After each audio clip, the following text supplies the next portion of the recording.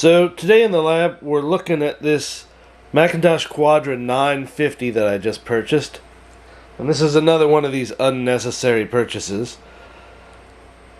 I'm able to boot my 2GS successfully from the PowerBook, but the PowerBook's kind of a delicate machine and I kind of want a more permanent setup. So I started looking at Macintosh desktop models and decided, well, go big or go home, right?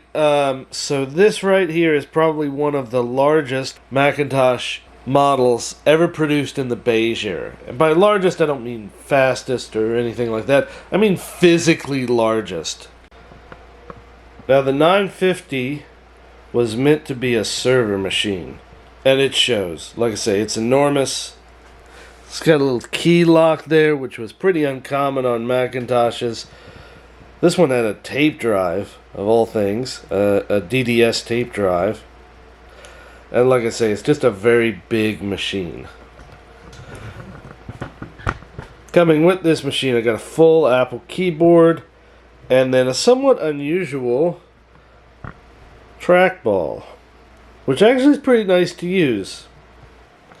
Now this machine is, like I say, massive. It's got lots of card slots, lots of room for expansion, and overall is just enormous with big fans, and really is very clearly meant to be a server class machine.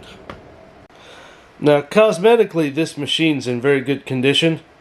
A little bit of yellowing, but nothing too bad. It was damaged a bit during shipping to me, and there are some problems with it. So it's gonna need a bit of restorative love. Now let me talk about how this thing was shipped, because I think this is how people think you're supposed to ship stuff, but it's not. So this machine was in this great big box, which is good, surrounded by all of this big bubble wrap. Now this is a bit more structurally sound than some of the other bubble wrap you have, but this is not how you want to ship big heavy pieces like the machine over there.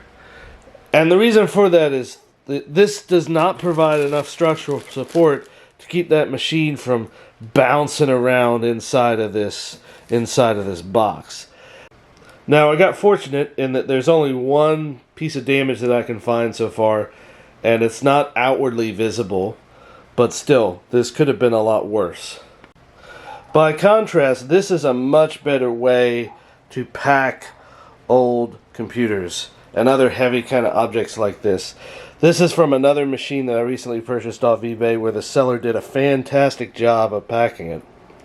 And what they've done is they've created a internal space inside of the box that really holds that machine in place.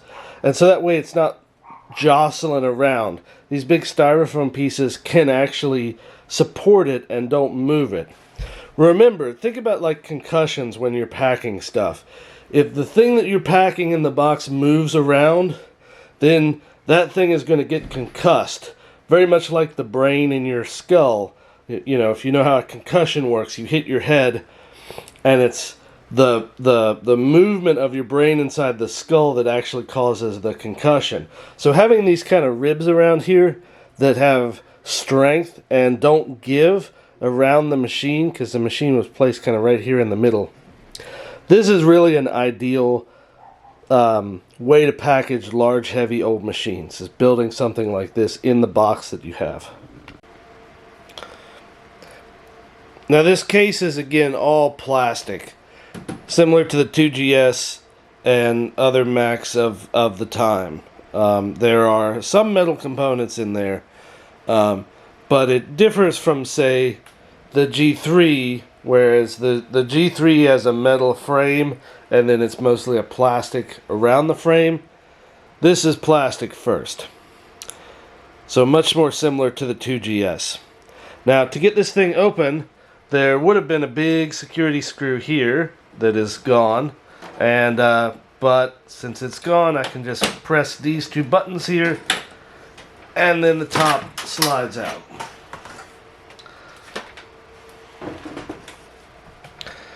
Now we can see a little bit of damage here first. This part of the hinge on this one is not complete. And I don't know if that happened during shipping or if that was pre-existing damage. Could have been. So the next bit of damage is on the bottom part of the case. There are these feet that stick out. And there's one here on the back, but the one on the front is missing. Now fortunately, I know that this came off during shipping because I have the piece right here, so we'll try and glue that back on later. Really pretty fortunate that those are the only two pieces of damage that I've found so far, considering this is an all plastic case. Going into handheld mode, we can see the 5 new bus slots down here, which was quite a large number. A whole bunch of SIM slots. Now this machine amazingly could take 256 megabytes of RAM. I think the most of any 68K Macintosh. Up here we have 2 hard drive slots. This is where tape drive is, floppy drive. And then there's a big power supply here that runs through.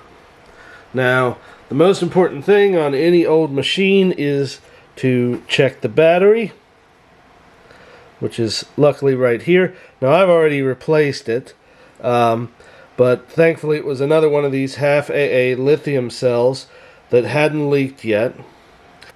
You know, thank you, Apple, for the foresight to put these into caddies like this.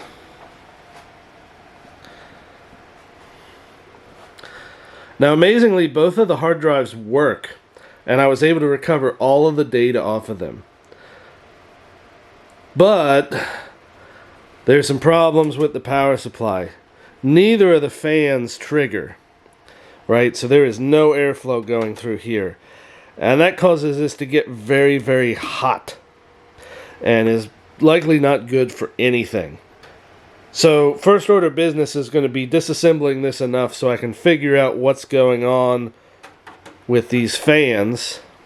I ran this long enough to get data transferred out, and this got too hot for me to touch right here. And that's not good. So that's first order business. And then second order business, even though these hard drives work, I'm going to take them out and replace them with a blue SCSI, just because, you know, they will break eventually, and with my luck, they won't last very long. So first off, we got to get all the cables out, and then I think the disk drives have to come out next, and then we can take out the power supply. I think that's the order. We'll see. So this is a really good example of great Apple design and execution. You really tell this is a quality machine. First off, all the leads here for the different power connectors, except for the main one to the board, are all modular. So we can pull them out and they're not directly connected in. I believe there's 3 of them here, yeah. I'll get that other one later. This is a really modern feature. You don't start to see this on PCs until at least, I don't know, 2009 was the first modular PC power supply that I got. Up until then, they were all hardwired like this. And this is, of course, cheaper to have them hardwired rather than have them be modular like this. But sure does make cable management and all that easier. Another mark of quality you can see is these ribbon cable connectors have little tabs on them, and these help you eject and insert in the ribbon cable without having to yank on the ribbon cable itself. This was a feature I used to see in high-end Unix workstations around the same time, which I guess this had probably a $10,000 price tag. It was in the same market range as those Unix workstations, but this prevents you from having to yank on this cable and put stress on it. Push on these tabs. Usually we do this with 2 hands, and then this cable just comes right out. The floppy drive ribbon cable is similar. The connector on the board has the same lifts on it, so you can just pull it right out. Really nice. Now with those all out, we can also see that we have some Velcro strips here for cable management, which is another really nice feature. Keeping all your cables in line. Now, I believe to remove this, we got to remove all the screws here on the top, and then all the drives will slide out as one unit. We'll see though. So that's one screw here, one screw here, and then two screws up here. So actually, just by removing this screw here, I'm able to pull up all of these drives and get them out of here. Now to do these front ones, it's similar in that there is one screw here, and then I should be able to lift these just out. But I think before I do that, I need to take off these two front face plates, and they're held in place by clips here on the back. So in theory, I should be able to push this and then push them forward. I'm going to try and do this off camera because I need both hands. So actually, I didn't need to take these front covers off. Just removing this screw here, and then I can lift them all out.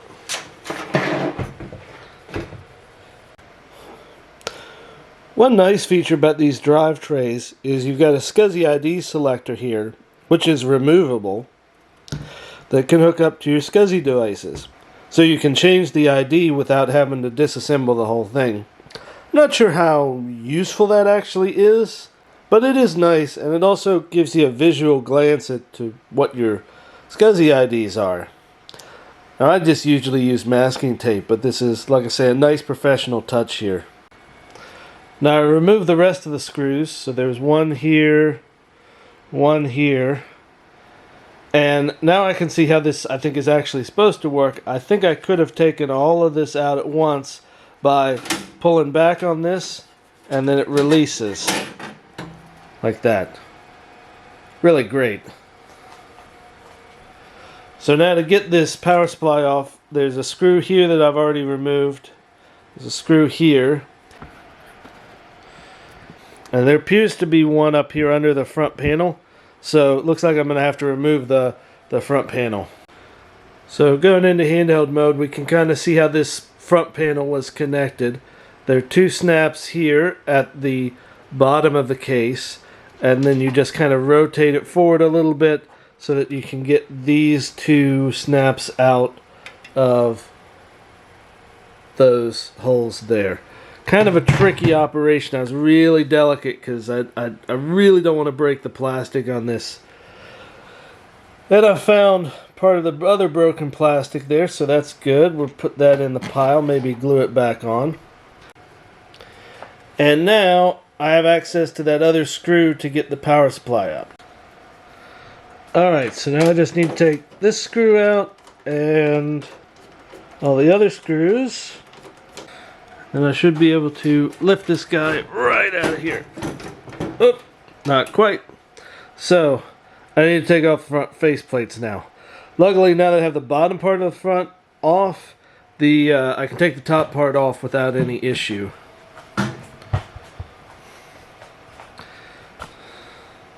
So these two pieces are pretty straightforward. They've got clips in them. You push in the clips, and then they just kind of come out.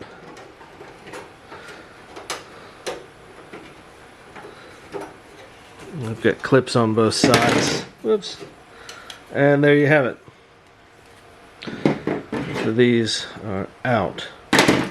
So now if I move back around, I should be able just to pull that right out. There we go. Power supply is out, and now we're looking at the raw board. Going into handheld mode, we can now get a really good look at the motherboard here. And one of the first things to me that I've noticed that's really remarkable is that there are no electrolytic capacitors on this board. There are only tantalum capacitors, which are these yellow things here. Now, that's important because electrolytic capacitors have fluid in them, and they're the ones that leak over time.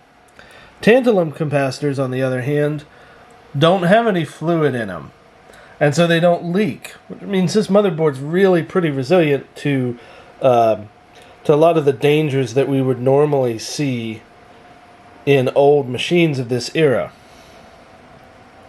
So up here we got all of our RAM slots, our battery. I believe this is video memory down here. Power supply, and this is our internal SCSI. This machine actually has two SCSI buses, so the other one is over here by the external port. We've got our 5 new bus slots. These actually run at different speeds, so some are faster than the others. Our 68040 processor is right here, and then this slot right here is for a personality card. Now, this machine was also sold as a Unix server, so it would run Apple Unix or AUX. And for that to happen, you need to have a personality card that enabled certain things. I don't have that, but I think I might get that. It would be neat to have an AUX box. Here we have the power switch and a very long tube for the LED, which is kind of funny that that's how the LED is transmitted to the top there. So this is a very nice case design, pretty easy to get into, and the plastics seem to have been, for the most part, except for this one bit of damage here and the other bit of damage I showed you before, pretty resilient, even with some rough shipping to get to me. So next I want to get the whole motherboard out, and that's just so I can clean up cobwebs, and there's oftentimes stuff that gets stuck under the motherboard. And so to release this thing, it seems like I need to do two things. One, there's this little tab here that's holding it in place. But when I push this, these buttons get in the way. So I need to remove these buttons. So getting these out is a bit tricky. I got this one out, which I believe is the reset button, the bottom one. And what I found is having a pair of tweezers like this really helps. And so the general idea is you just squeeze this together and push it out that way. You see, I've kind of pushed this in, and then they just go out like that. Now that the power buttons are out, I should be able to push down on this tab here.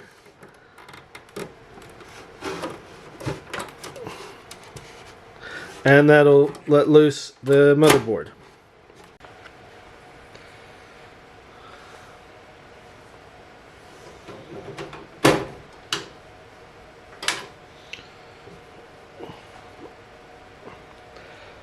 So now I can just lift it up and out of here. There we go. There's our motherboard, all removed. So here we have the empty case. Now, I could go a little further, but this underpart here seems to be plastic welded to the bottom, and I just don't want to go remove that. I think that'll be too tricky. So far, one of the nicest things working on this is that all the screws are the same size and the same thread. So there's no chance of me mixing up screws when I put this all back together. So I removed the fan from the power supply, and it is filthy. It had these great big long screws on top of the cage, and the fan still spins pretty okay. So it sounds like it should be okay. But what I noticed, and it's hard to show, was that one of the pins on this cable that's used to connect it here was not in all the way. So I'm wondering if one of these two, this is a power and this is a ground, the return lead, wondering if one of these wasn't making contact, and thus it wasn't even starting up, or if it was making intermittent contact. If these get intermittent contact, they might never actually start up. So I kind of want to put this back together and see if I can get it started. Alright, so that was all that was wrong with that fan. You can now hear it. You kind of see it spinning in there. Now, interestingly enough, I had to hook up a keyboard. It's now all the way over there. In order to get this to power on. I couldn't just press the front buttons. So maybe there's something wrong with these front buttons. So this board is absolutely massive. These are the biggest anti-static bags that I have. And it doesn't fit. I can't close it all the way. As I was putting this thing away, I was realizing I was wrong about the buttons on the front. Neither one of these are power buttons. One of them's a reset button, and the other one's a system interrupt button, which I guess you need on a system where the primary operating system is cooperative multitasking and not preemptive multitasking. And so really to turn this machine on, you need to have the key lock in the correct position and then use the keyboard, which is what I ended up doing. I think there's also a way to have this turn on without the keyboard in a kind of a restricted mode, but since I was just testing the fan, I didn't test that quite yet. Alright, so now that the fan is back working, again, that was just a cable that had come slightly out of its connector, a little bit of finagling, and came right back to life. Now I got this thing pretty much all disassembled. The only thing I haven't done is kind of taken apart the hard drive trays and disk drive trays. But I'm going to put this all away, at least probably until after VCF East. I'm not sure when I'm going to publish this video, so that may have already passed. But I need to do my taxes.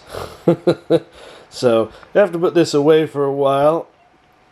But in the interim, I'll try and get this board cleaned, secure some blue SCSI cards for hard drive replacement, and maybe see if I can find a quieter fan. Anyhow, thanks for watching, and we'll see you next time.